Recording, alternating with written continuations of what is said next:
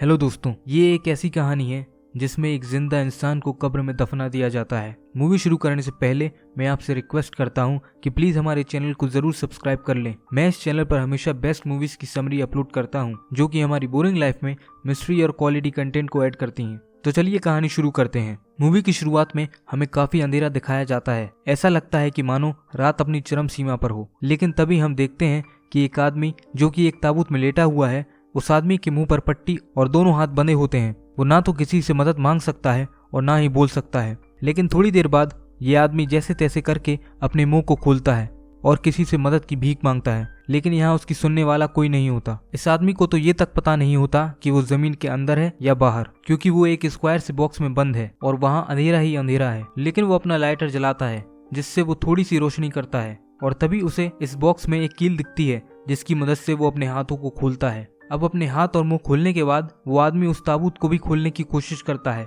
लेकिन उसकी हर कोशिश, हर तरकीब नाकाम हो जाती है।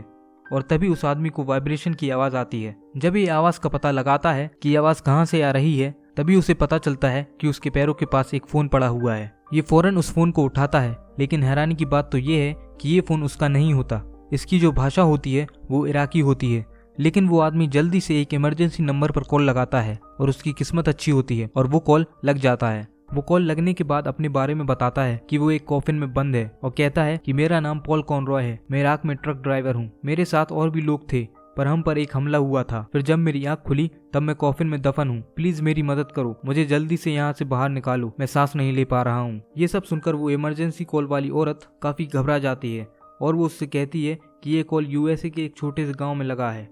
ये सुनकर पॉल समझ जाता है कि ये औरत उसकी हेल्प नहीं कर सकती क्योंकि ये कॉल यूएसए में लगा है पर वो इराक में कहीं दफन है। अब पॉल फोन काट देता है, लेकिन वो अभी भी हार नहीं मानता।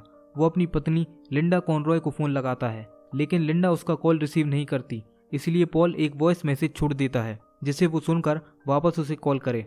अब पॉल एक कस्टमर केयर पर कॉल लगाता है और वहाँ से FBI का नंबर निकलवाता है। जब वो FBI को कॉल लगाता है तब वो उसका फोन उठा लेते हैं और पॉल उन्हें बताता है कि वो एक कफिन में बंद है। वो कहता है कि प्लीज मेरी मदद करो। तब FBI एजेंट उससे पूछता है कि तुम मुझे सही सही बताओ कि तुम्हारे साथ क्या हुआ है। पॉल कहता है कि वो इराक में एक ट्रक ड्राइवर है, वो एक कंपनी के लिए काम करता है जिसका नाम CRT है। जब वो अपनी साथी ड्राइवर्स के साथ खाने की सप्लाईज करने जा रहा था तब कुछ छोटे इराकी बच्चे उसके ट्रक के सामने आ गए थे और अचानक से उसके और उसके साथियों के ऊपर पत्थर फेंकना चालू कर दिया था। फिर पीछे से लोग आए और उन्होंने एक ट्रक में धमाका कर दिया और उसके साथियों को गोली मार दी। तभी उसके सर पर एक बच्चे ने पत्थर मार दिया था और वो बेहोश हो गया था और जब उसकी आंख खुली तब उसने अपने आप को एक ताबूत में दफन पाया। वो कहता है कि उसे नहीं पता कि वो लोग कौन थे और उन्होंने उसके साथी पर हमला क्यों किया था। वो कहता है कि प्लीज मेरी मदद करो। पॉल अपनी परेशानी उसे बता ही रहा होता है कि तभी उसका मोबाइल का सिग्नल चला जाता है और वो ये देखकर काफी ज्यादा परेशान हो जाता है। वो अपने मोबाइल को कॉफिन के चारों ओर घुमाता है ताकि नेटवर्क मिल सके और फिर अचानक से सिग्नल दोबारा आ जाता है। वो उसे दोबारा कॉल लगाता है, लेकिन इस बार कॉल कहीं और लग जाता है और वो उसे मैसेज छोड़ने के लिए बोलते हैं, लेकिन तभी दोबारा से सिग्नल चला जाता है। अब पॉल काफी परेशान है और हताश हो जाता है। उसे लग रहा था कि उसकी मदद शायद अब कोई भी नहीं कर पाएगा, लेकिन तभी पॉल उस मोबाइल की कॉल हिस्ट्री चेक करता है और देखता है कि उसके मोबाइल पर एक मिस्ड कॉल पड़ी हुई है और फिर सिग्नल आते ही वो उस नंबर पर कॉल लगाता है। वो कॉल एक आदमी उठाता है।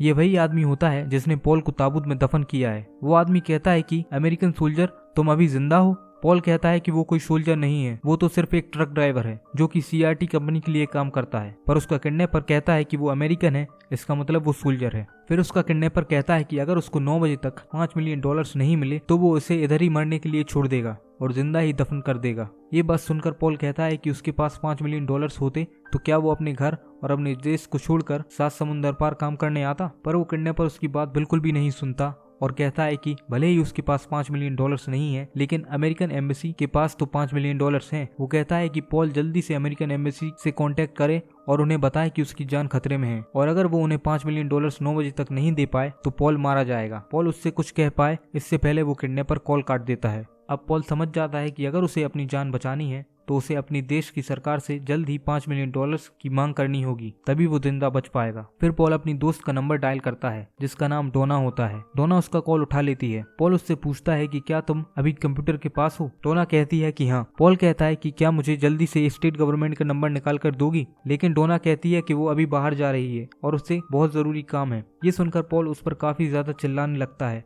और उसे गालियां देने लगता है। तो डोना गुस्से में आकर उसका कॉल काट देती है, लेकिन पॉल के पास और कोई ऑप्शन नहीं होता। वो डोना को दोबारा कॉल लगाता है और इस बार उससे बहुत ही पोलाइटली बात करता है। तो डोना उसकी मदद करने के लिए मान जाती है और उसे नंबर दे देती है। फिर पॉल स्टेट गवर्नमेंट को कॉल लगाता है और उन्हें अपनी सिचुएशन के बारे में बताता है, लेकिन तभी वो कॉल उठाने वाली लेडी उसका नाम ले लेती है। पॉल उससे कहता है कि मैंने तो अपना नाम तुम्हें नहीं बताया, फिर तुम मेरे बारे में कैसे जानती हो। वो कहती है कि जिसको पॉल ने पहले कॉल किया था उसी ने पॉल के बारे में उन्हें बताया। ये सुनकर पॉल उस लेडी से कहता है कि उसे आज 9 बजे तक $5 मिलियन चाहिए, वरना वो लोग उसे मार देंगे और जिंदा ही दफन छोड़ देंगे। वो लेडी कहती है कि वो आतंकवादियों से सौदा नहीं कर सकते, इसलिए वो पॉल को $5 मिलियन नहीं दे सकते। ये सुनकर पॉल उनसे कहता है कि अगर उन लोगों ने उसकी मदद नहीं की तो वो मारा जाएगा। तुम लोग तो एसी में बैठे हो, लेकिन तुम्हें अंदाजा भी नहीं है कि यहाँ मुझ पर क्या बीत रही है। फिर शायद उस लेडी को पॉल पर तरस आ जाता है और वो पॉल को एक नंबर दे देती है।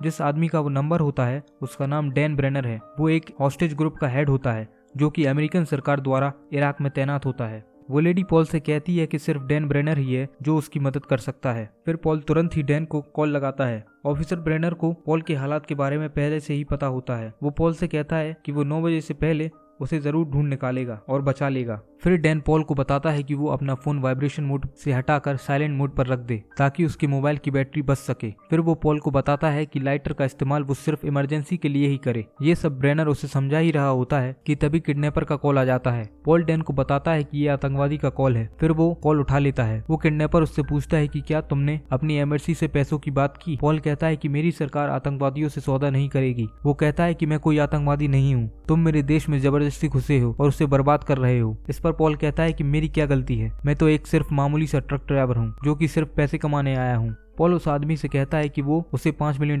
नहीं दे पाएगा। ये सुनकर वो आदमी कहता है कि पहले मैं भी जॉब करता था, लेकिन 9/11 हुआ, उसमें मेरी क्या गलती थी। सदाम हुसैन यहाँ पर था, इसमें मेरी क्या गलती थी। उस किडनैपर का मतलब होता है कि अमेरिकन उसके देश में जबरन घुसकर उसके देश को खोखला कर रहे हैं और उनके देश पर हुक्म चला रहे हैं। पॉल उससे दोबारा कहता है कि मेरी कोई भी गलती नहीं है। वो कहता है कि मेरी कंपनी तुम्हारे यहाँ कंस्ट्रक्शन का काम कर रही है ताकि तुम्हारे सर के नीचे छत हो। इस पर वो किडनैपर बोलता है कि जो तुमने तबाह किया उसको दोबारा बनाकर तुम कोई महान काम नहीं कर रहे। फिर वो आदमी पॉल को कहता है कि उसे एक वीडियो बनाकर अपनी सरकार से पैसों की मांग करनी होगी। पॉल कहता है कि उसकी गवर्नमेंट कभी भी उसे $5 मिलियन जितनी बड़ी रकम नहीं देगी। इस पर वो किडनैपर अपनी डिमांड कम करके अब सिर्फ $1 मिलियन की मांग करता है। वो पॉल को बताता है कि उसके पैर के पास एक नोट पड़ा है जिसे पढ़कर उसे एक वीडियो बनानी है। फिर वो आदमी कॉल कट कर देता है। फिर पॉल देखता है कि उसके पैर के पास एक बैग पड़ा हुआ है। ताबूत छोटा होने की वजह से पॉल को बैग तक पहुंचने में काफी ज्यादा मुश्किल होती है, लेकिन वो हिम्मत जुटाकर उस बैग तक पहुंच जाता है। जब वो उस बैग को खोलता है तब उसे एक टॉर्च, एक चाकू और एक नोट मिलता है जिससे वो वीडियो बनाने ही वाला था कि तभी उसे डैन का कॉल आता है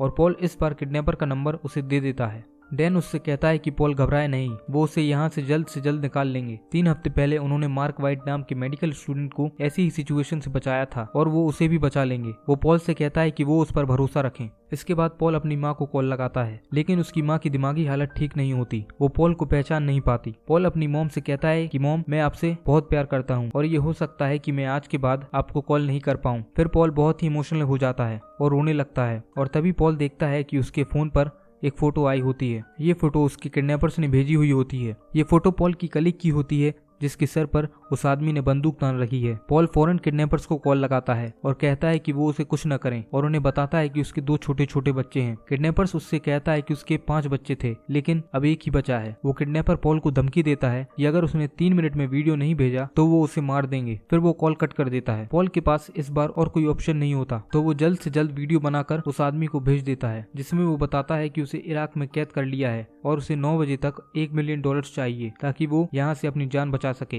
वीडियो भेजने के बाद पॉल को कुछ फील होता है। जब वो अगल बगल नजरें घुमाकर देखता है तब उसे वहाँ पर एक सांप दिखाई देता है जो कि देखने पर काफी जहरीला मालूम पड़ता है, जो कि ताबूत में बने एक छेद से वहाँ पर आ गया था। पॉल सांप से बचने के लिए अपने लाइटर का लिक्विड उस सांप पर डाल देता है जिससे वहाँ आग लग जाती है और वो सांप वहाँ से भाग जाता है। पॉल राहत की सांस लेता है।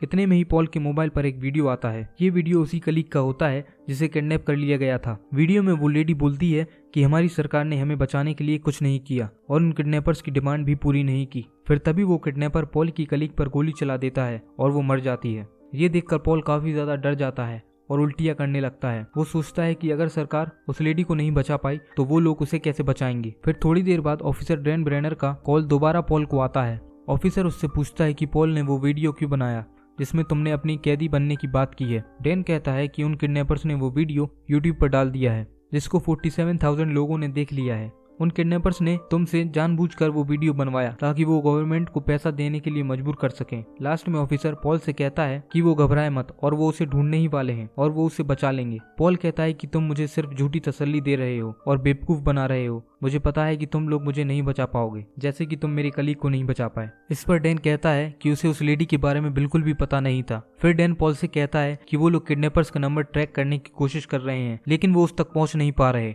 फिर वो डैन को तसल्ली देता है कि वो लोग उसकी काफी करीब हैं। ये सुनकर पॉल कहता है कि उसके आसपास एक मस्जिद है क्योंकि उसने एक आजान सुनी है। ये सुनकर डैन कहता है कि बहुत अच्छे, इसका मतलब वो काफी करीब हैं। लेकिन तभी वहाँ पर एक धमाका होता है जिससे ताबूत के ऊपर वाली लकड़ी टूट जाती है और उसमें से रेत गिरने लगती है। पॉल देखता है कि उस छेद में से रेत लगातार ताबूत में आती जा रही है। अगर जल्दी ही उसे बाहर नहीं निकाला गया तो पक्के में उसकी मौत हो जाएगी। वो जल्दी से उस होल में कपड़ा लगा देता है जिससे रेत की रफ्तार काफी कम हो जाती है। पॉल देखता है कि उसके पास काफी कम टाइम बचा हुआ है। डैन का पॉल के पास दोबारा कॉल आता है। वो पॉल से कहता है कि जो ब्लास्ट अभी हुआ है वो उन्होंने ही करवाया है और उसी में शायद वो किडनैपर्स मारे जा चुके हैं। तुम हौसला रखो, हम तुम्हें बचा लेंगे, हम तुम्हारे बहुत करीब हैं। लेकिन पॉल अंदर से पूरी तरह टूट चुका है। उसने जीने की आशा बिल्कुल ही छोड़ दी है। उसका पूरा शरीर रेत में दफन हो चुका है, बस उसका सर ही है जो रेत के बाहर है। वो अपनी लाइटर को अपने चेस्ट पर रखता है ताकि थोड़ा उजाला हो सके। पॉल बार बार अपनी पत्नी को कॉल लगाने की कोशिश करता है लेकिन कॉल नहीं लगता। तभी उसको किडनैपर्स का कॉल आता है। दोस्तों, इसका मतलब कि किडनैपर अभी भी जिंदा है। वो पॉल से पैसों के बारे में पूछता है। पॉल कहता है कि उसे नहीं पता। वो आदमी पॉल से कहता है कि वो अपनी उंगली काटे और उसकी वीडियो बना के भेजे, तभी तुम्हारी सरकार तुम्हारे लिए पैसे देगी। लेकिन पॉल इस बार उस किडनैपर को ऐसा करने से मना कर देता है, पर वो कहता है कि अगर पॉल ने ऐसा नहीं किया तो वो उसके घर वालों को मार डालेंगे। दोस्तों, वो किडनैपर पॉल के घर का एड्रेस जानता है। ये सुनकर पॉल काफी घबरा जाता है और वीडियो बनाने को तैयार हो जाता है। फोन रखने के बाद पॉल तुरंत अपनी फैमिली को कॉल लगाता है लेकिन कॉल नहीं लगता। वो अपनी फैमिली को वॉइसमेल भेजता है और उनसे कहता है कि वो घर पर न जाएं, वहां से तुरंत निकल जाएं और किसी सेफ जगह पर चले जाएं। फिर पॉल अपने मुंह में कपड़ा फंसा लेता है और अपनी उंगली काट लेता है। वो उसकी वीडियो बनाकर उस आदमी को भेज देता है। दर्द के मारे पॉल काफी सुन्न सा पड़ चुका है। तभी पॉल देखता है कि उसे बचा लिया गया है। वो अंधेरे ताबूत में सूरज की रोशनी आते देख सकता है लेकिन वो ये सब सिर्फ इमेजिन कर रहा होता है। असल में वो अभी भी ताबूत में बंद होता है। तभी डैन ब्रेनर का कॉल आता है। वो उसे बताता है कि हम तुम तक पहुंच गए हैं, तुम हार मत मानना। दोस्तों, अभी भी रेत उस कॉफिन में भरती जा रही होती है। डैन उससे लगातार कह रहा होता है कि वो उसे मिल गया है। इस बीच दोस्तों से अपनी पत्नी का कॉल आ जाता है। वो उससे पूछती है कि वो कहाँ है, क्या वो ठीक है। उसने उसके बारे में न्यूज में सुना और उसे उसकी बहुत चिंता है। इस पर पॉल अपनी पत्नी से कहता है कि वो ठीक है और जल्द ही ये लोग उसे बचा लेंगे और वो घर वापस आ जाएगा। इधर हम देखते हैं कि डैन और उसकी टीम पॉल की कब्र के ऊपर मिट्टी हटा रहे होते हैं और उसे बचाने ही वाले हैं। पॉल अपनी पत्नी को आई लव यू बोलकर कॉल काट देता है और डैन से बात करने लगता है। डैन उससे कहता है कि पॉल, हम तुम तक पहुंच गए हैं, हमें कफन दिख गया है और हम कफन खोलने जा रहे हैं। और दोस्तों, वो रेत पूरी तरह से उस कफन में भरती जा रही है। लेकिन तभी डैन कहता है कि ओ माय गॉड, ये पॉल नहीं है, ये तो मार्क वाइट है। इसका मतलब दोस्तों ये है कि जिस आदमी को डैन ने ढूंढा है वो पॉल नहीं, वो मार्क वाइट है। ये सुनकर पॉल की रूह कांप जाती है। वो समझ जाता है कि उसका मरना अब तय है। डैन उसे सॉरी कहता है कि मैं तुम्हें नहीं बचा पाया। आखिर में पूरी तरह से रेत उस ताबूत में भर जाती है और पॉल वहीं पर जिंदा दफन हो जाता है। डैन का फोन कट जाता है और ये कहानी यहीं पर खत्म हो जाती है। दोस्तों, मैं ऐसी ही बेहतरीन मूवीज आपके पास लाता रहूंगा। ये मूवी आपको कैसी लगी कमेंट कर जरूर बताना। दोस्तों, हमें सपोर्ट करने के लिए आप चैनल को सब्सक्राइब जरूर करिएगा। मेरी एक्सप्लेनेशन अच्छी लगी हो तो वीडियो को लाइक भी कर दीजिएगा। तो मिलते हैं अगली वीडियो में। Thanks for watching.